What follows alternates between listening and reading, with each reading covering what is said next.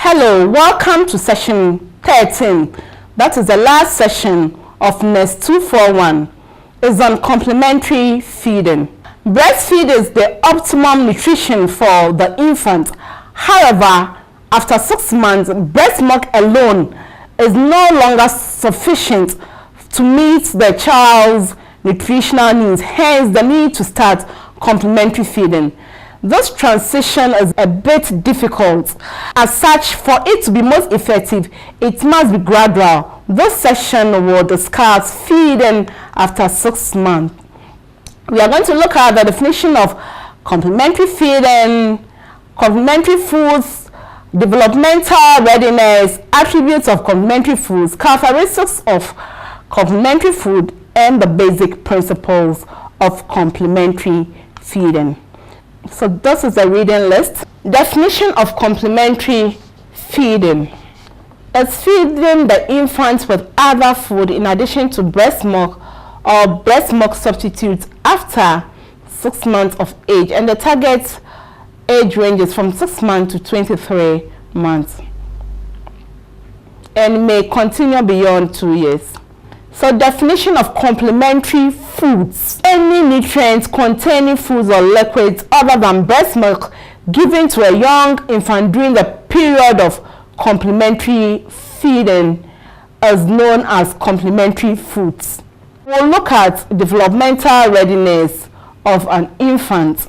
By 4 to 6 months of age, many infants are ready for food. They must have support and have good neuromuscular control of the head and the neck. They are interested in new tastes and they are willing to try new foods. They are able to take food into their mouth and swallow easily. They appear hungry after breastfeeding and sometimes put things in their mouth. It's all signs that they are ready for food. They have 1 or 2 teeth and they can chew. We'll look at attributes of complementary foods.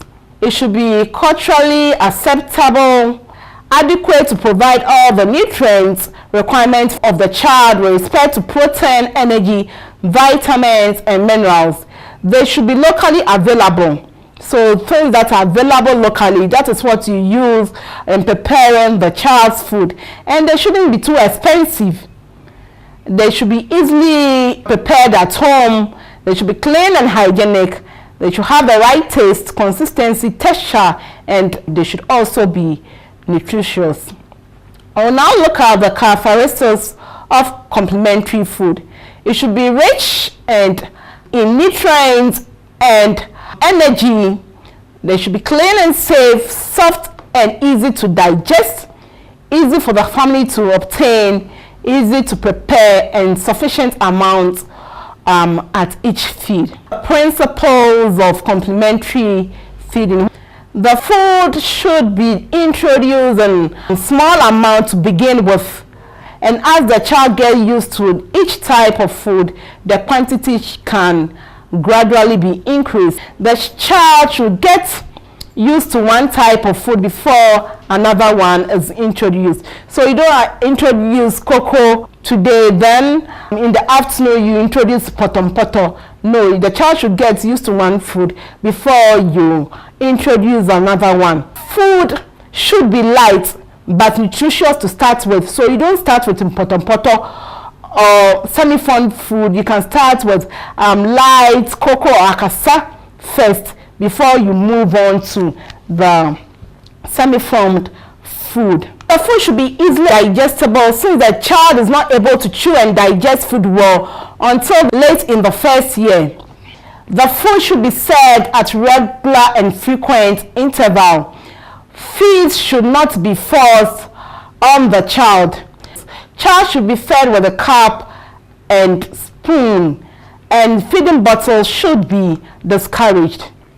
Leftover food should not be given to the child as it predisposes the child to infections such as diarrhea. Example of local complementary foods that we have in Ghana: at 6 months, feeding a child can be given light akasa with milk, that is porridge with milk, or light akasa with egg yolk or with groundnuts.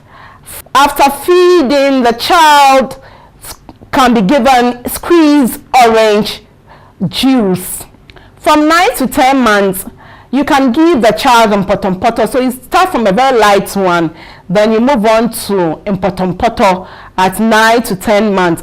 From 11 to 12 months, the child can be given either mpotompoto with fish powder or soft bangu with okra, with mashed fish or meat, or any fruits in addition. The education on complementary feeding. What do you educate them on? You tell them that it's a gradual process of adding new feeds, which commences in stages while continuing with the breast milk. It does not mean they are stopping the breast milk entirely.